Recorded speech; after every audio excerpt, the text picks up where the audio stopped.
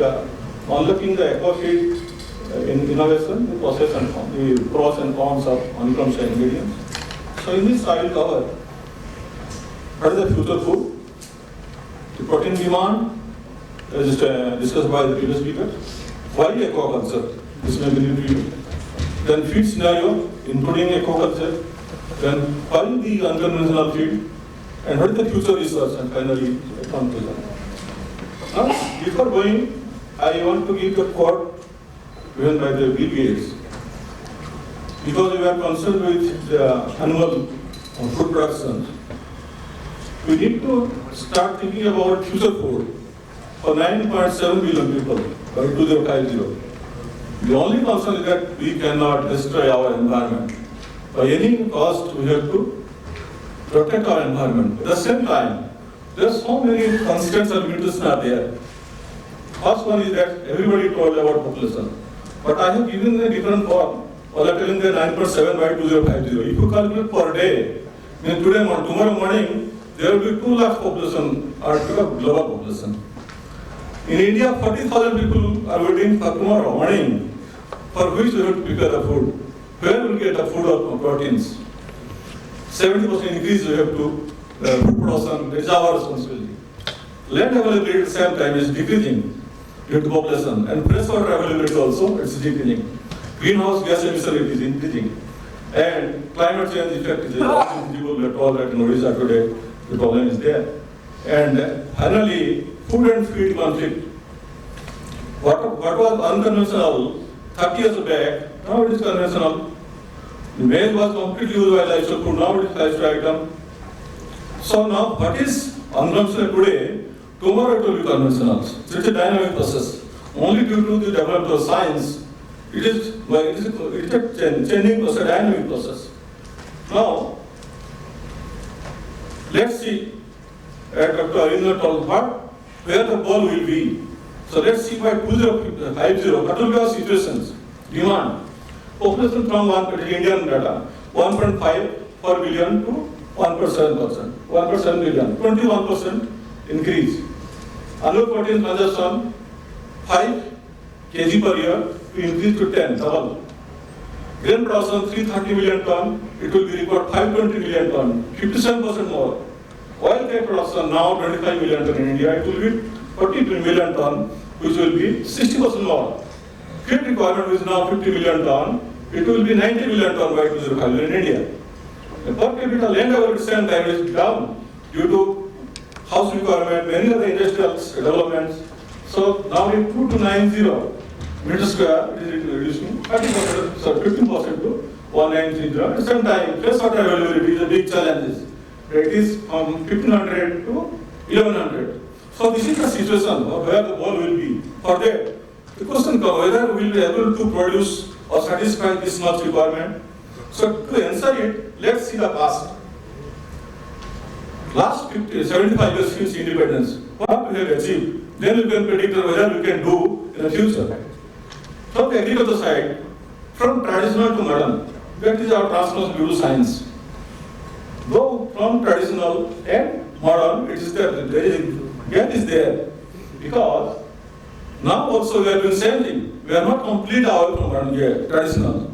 But in some Western countries, they have already achieved the modern agriculture. But it is 50-50. Coming to annual livestock productions, also we have reached the modern livestock farming, but in India, we have already 20 to 30% we have achieved. So many, a lot of scope is there. Coming 50 years, maybe this is the gap that we have to address. How we have to address, that will be our strategy. Coming to aquaculture, from same traditional to modern, we have achieved it.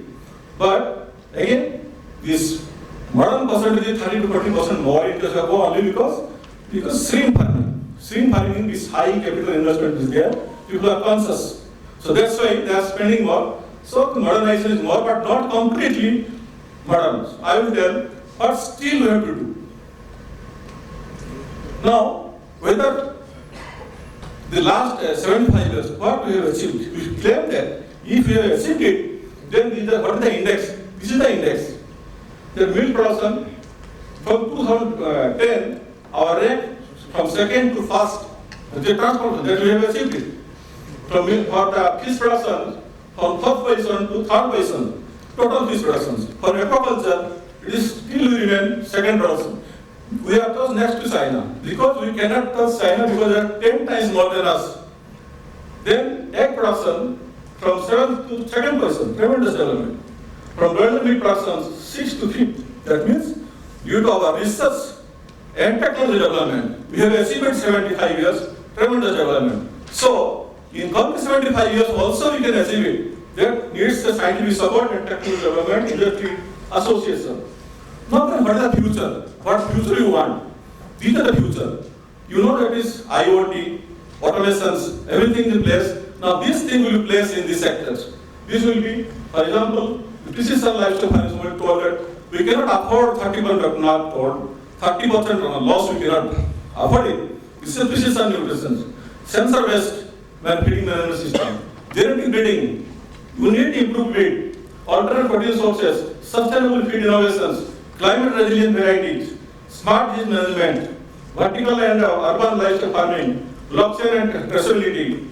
Artificial intelligence and data. These are the things that we have to implement in our system so that we can achieve it. It's not a big deal. Now, where the energy and proteins, where we are getting it? 80% energy we are getting from the grains. But interestingly, only we are depending 14 grains, 14 crops for our energy, 61% energy requirement. That means, if our range is so narrow, then if due to some climate change effect, we are more vulnerable. So what we have to do, just like other countries, we have to expand these varieties, crop varieties, so that something happen to one crop, two crops, three crops, then we can protect ourselves. Similarly, for 14% of our energy, we are depending only 5 livestock. You go to China, you see the number of livestock they are depending upon. So only if you are depending on 5 livestock for 14% energy, then definitely we will face the problems. Coming to this energy requirement, 60% energy comes from plant, 40% from the animal sources. From this animal sources, 7% that is from poultry and 7% aquatic sources. These are the two commodities, these are the sources which will be projected for the future, where our protein requirement will be satisfied. Then, what is the protein demand? If you see the protein demand, it directly depends upon the income. You see, the developed countries, they are consuming more proteins. They are consuming less carbohydrate. In least developed countries, they are consuming more carbohydrate because carbohydrate is cheaper and protein is costly. That is the reason why that we are going for more. In developed countries, they are consuming more protein. Then what are the sources we are getting more? What is the trend then? You see the seafood, poultry, these are again, they are leading. And future also, these two will be leading, then I will tell why. I have given a calculation. Suppose we need proteins. I have given a calculation for a general adult, 70 years body weight, 0.8 gram per kg requirement protein. Daily requirement will be 56 gram. For the consumption side, suppose you need 20 gram from animal protein sources. So this is the cost per day cost. How much you have to spend per day to satisfy your protein requirement. So then these are sources: milk, poultry, egg, pulses, cheese, tilapia, skin. So this is the plant sources. That is 11 rupees you have to spend. Rest the thing is your choice. Where you have to take the animal protein sources. Whether you take shrimp, fish, egg, poultry, mutton, anything that depends upon your paying capacity, purchasing capacity. So that varies 22 to 32 rupees per day as of today. Tomorrow, or you are seeing for another 20 years, the cost of or paying capacity for every common man will depend upon what is the production cost of any animal protein sources. So now, you see that somebody told that chicken is the cheapest protein source. We should not say that chicken protein sources, but we see that some of the fish also equally, or there is tremendous scope is there to produce fish at still cheaper cost. Then why government giving more focus on aquaculture? Because only one reason. That is land availability is coming down, and for total land in the earth is 70%. 30% is 30% land, 70% water. For 30%, we are depending for our 80% of our food requirement. Only 2% of our food were depending on the water, which cover 70%. So in future, there is no other choice. You have to go to the water for producing the proteins. So that's why government is giving what? Preference for aquaculture sector. Now, what is the trend now?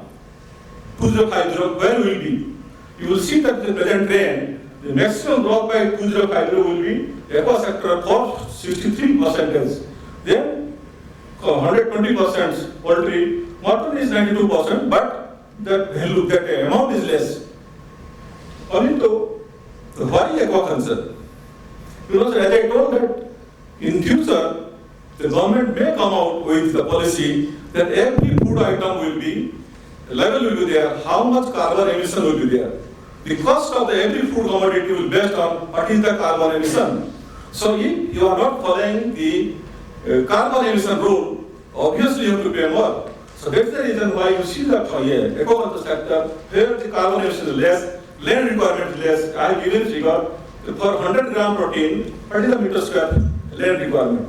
That is the advantage in case of aqua, then poultry, and carbon emission also less. So in future, if government comes with a policy that they have to come, because carbon emissions that we cannot produce as much carbon for the name of the development. Now coming to totally aquaculture sector, you see the shrimp production is increasing, aquaculture production is increasing, the capture fisheries, it is starting and is going to decrease. So future will be only aquaculture because the capture fishery is coming down. Now what is the scenario of global scenario, Indian scenario, global scenario of the fishery sector? It is number one in inland capture fishery fish production, second in aquaculture production, third in overall fish production, fourth in overall capture fish production, and fourth in export of fishery products, that is 64,000 crores, and sixth in marine capture fish production. It is the fastest growing food production sector in the world.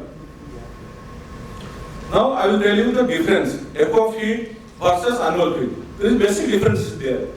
How this aqua feed is different than fish feed, livestock feed. Number one, fish require more proteins. The minimum protein requirement of fish is equal to the maximum protein requirement of poultry or any livestock, 25%. That is minimum. It goes up to 55%. Then animal, just like animal, who is the preferred carbohydrate as an energy source for fish, it is called diabetic animal. They cannot utilize more carbohydrate, particularly the carnivorous fish. Obviously, the omnivorous fish or herbivorous fish, they can utilize more carbohydrates. Feed cost is high. Some of the shrimp feed cost was above 100 rupees. Then feed manufacture cost is high because extruded feed is required for floating. Require more additives. Fish require more additives because the immunity is less, and they require more to support that, to strengthen the immunity. Many more additives are required, and that is the reason why cost is also more. And still competition for the same ingredients. Fish is competing with the same, all livestock, poultry, dairy, all the sectors for the same ingredients. But the total requirement for the poultry sector is very high, they cannot compete. And the economy is always, that is, it should be profitable finally, not the cheaper. Feed production, total feed production, it is total around 50 million tons, maybe by next 5 years, 3-4 million tons will be there. Then question comes that we don't have the media, that much resources. Why we are having the resources? You think that how to utilize it? As I told, the growth of aquaculture sector is highest till now. It is not only in India, it is across the world. You see the total, how much of these ingredients used in the feed are available. It is 70 to 100 million tons. Our requirement total feed is 50 million tons. We are having enough. Then go to, that is vegetable waste, fruit waste, animal waste, and another. So there are plenty of that is, ingredients are available. Thing is that how to utilize it, these ingredients. How efficiently you can utilize it. So there will be no dearth of any ingredients or unconventional feed, you can say, for total feeds scenario of the country. Now you see that total aquaculture and pet sector, the growth of feed is increasing, but growth rate of other sector is almost static or it's coming down. Coming to these grains, and the first speaker also told, the grains and paddy, because India is a paddy country, maximum every state, people used to eat rice, and the byproducts who are using that feed. You see that if you want a double amount, either in grains or either in the oil case, you see that we cannot go for doubling the production of rice or the grains. Only that we can increase the efficiency, or we can go for some of the variety. We can save the climate resilient variety so that the production will not be affected in the future, so that we can able to provide the requirement that we require for total feed sector. In a survey or in a research report, it is found that if the climate change effect will be there will be reduction of maize production by 12%. So the cost of the maize will increase by 90%. Rice production will decrease by 23%. So the price will go by 10%. Wheat production will go by 13%. Price will go by 25%. And other costs will reduce by 8%. So that's why what is the requirement now, that scientists should do the climate resilient variety, so that even if there is some adverse situation will be there, all the feed sector, even ourselves also for our food, it will not be affected. Now, what are the major problems that the Altec, the Altec survey?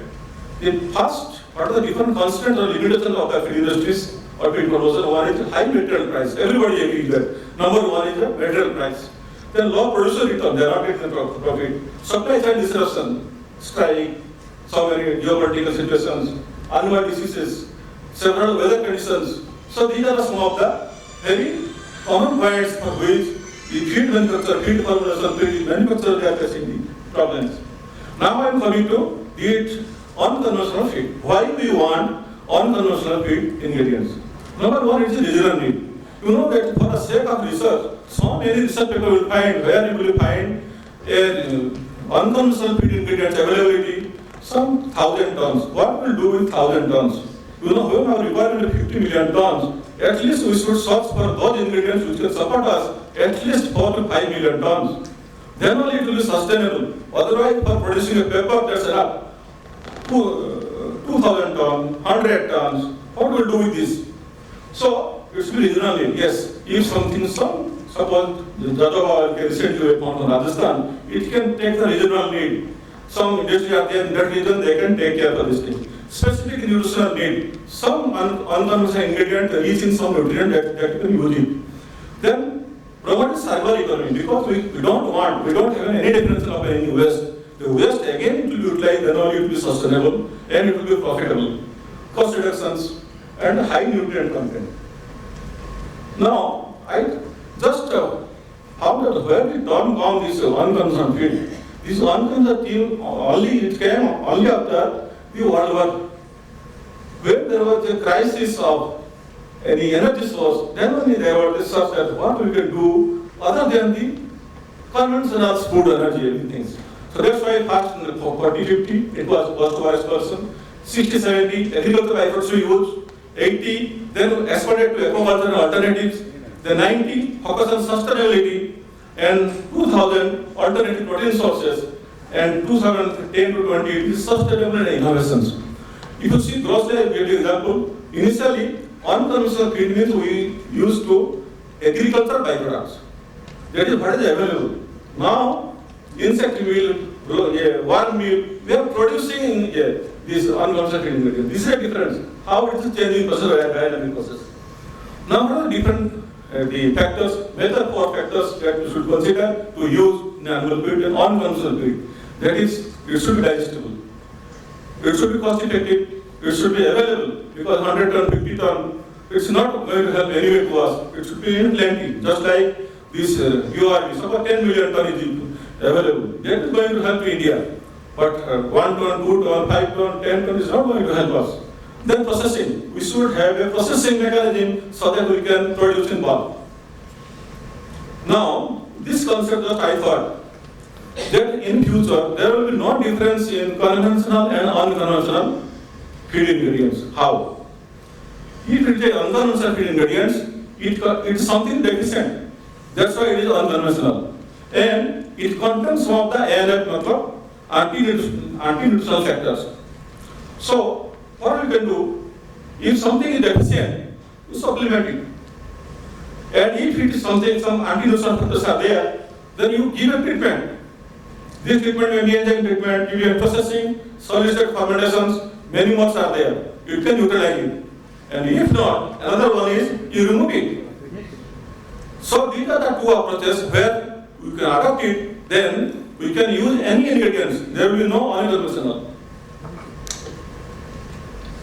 So, I will give some example. DORB, plenty available in India. Now, those the feed manufacturers they are using 50% DORB in the fish feed. Even also poultry also they are using. Now we tried that why this only the DORB cannot be used as a complete feed in aqua, whether it's possible or not. What we did, first we give the solid-state fermentations. The protein content increased, some of the fiber content decreased, some of the anti-nutritional factors, it decreased. Then we gave some exogenous enzymes. Then we supplemented some of the deficient nutrients. Then even if it is a DORB, but it is complete in all sense.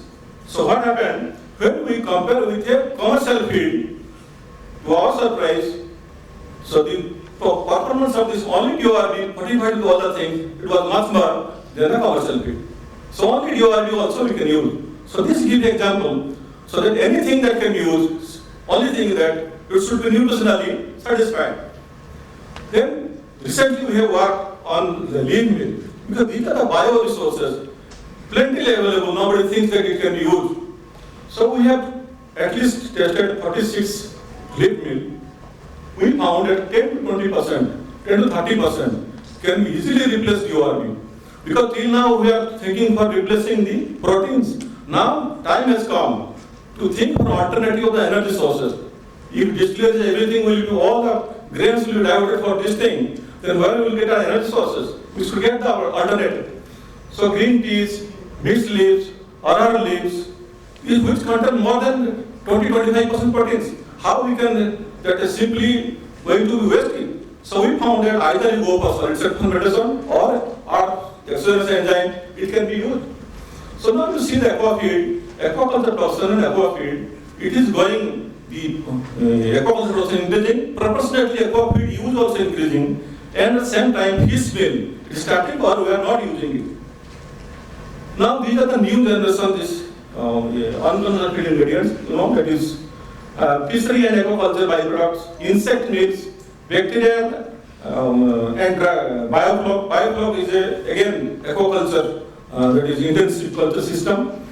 Then yeast, microalgae, and food waste. I have given that which are having the potential. If it is negative, all are having the potential. These are new generation feed ingredients which can be produced in bulk, and we are using the food waste for production of other things.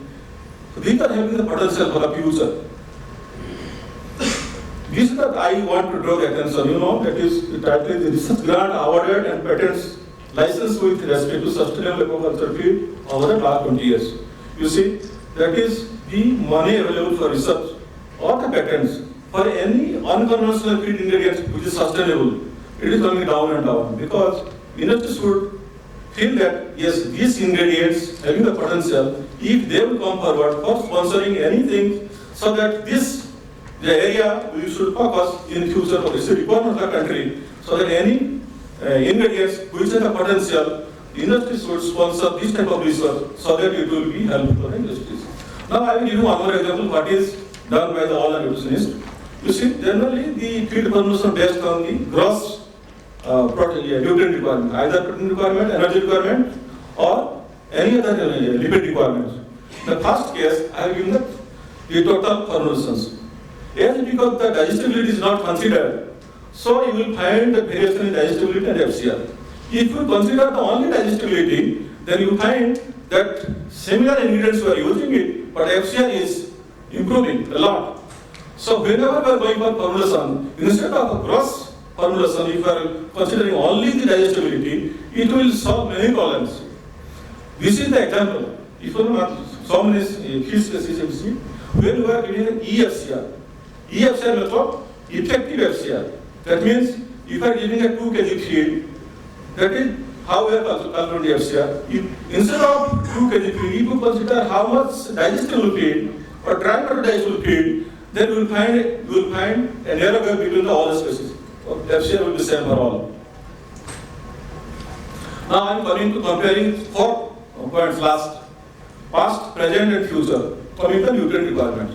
Till now, blindly we are using the nutrient requirements for which we are unnecessarily giving more proteins in the diet and we are taxing more, we are giving more price for this thing. Past means I am telling you before 2010 that only the gross requirement, 30% protein, 35% protein based on thing we are making the feed conversion. Present means up to 2020. The FCR has been improved a lot, 1.5 to 2. Amino requirement study has been done in this period. Then, gene expression study. Initially, we used to go for the growth study. Whatever the difference in the final weight and initial weight, they have to assume that it is a growth, but it's not actually growth. Even also due to some other accumulation of water also increase the weight. Now the gene expression study, nutrigenomic study has come out. It's a very precise study. It will give some specific genes will tell you whether this feed has a response to growth or not. It's a very confirmatory study, gene expression. Then genetically improved breed also coming. We have to go for different nutrient requirement for genetically improved species. It will not be the same. Feed formulation considers the nutrient requirement based on the bioavailable nutrient electron. And future what will be there? Reduce the wastage, precision nutrition, sensor-based feeding. So everything will be based by the sensor so that exactly what is required, that amount of nutrient only will provide functional feed and mitigate the stress. Stress mitigation will be the major approach in the future because we are going for intensifications to generate more production. Intensification means stress will be there. When stress will be there, production will be less. There will be no mortality, but production will be less. Farmers will get loss. So stress mitigation will be the major focus for the future, for which the additives will be there. Then coming to the feed ingredients, these unconventional ingredients. Past we are using soybean was used, plant proteins were used. Now we are using plant proteins even for the carnivorous. We can develop any feed conversion for even carnivorous. We never thought that carnivorous fish can be given plant-based formulations. Similarly, biocircularity. Nothing will be waste. Everything will be utilized in the feed conversion. Then will be sustainable. It will be cheaper as well. For future, sustainables, additives, omega-3, minerals, vitamins, everything we have to use. Circular bioeconomy will be there. And non-food, we have to use the non-food resources for protein productions. Adoption of certification, yes. Every now, maybe very soon, all the feed ingredient suppliers, they have to give a certificate.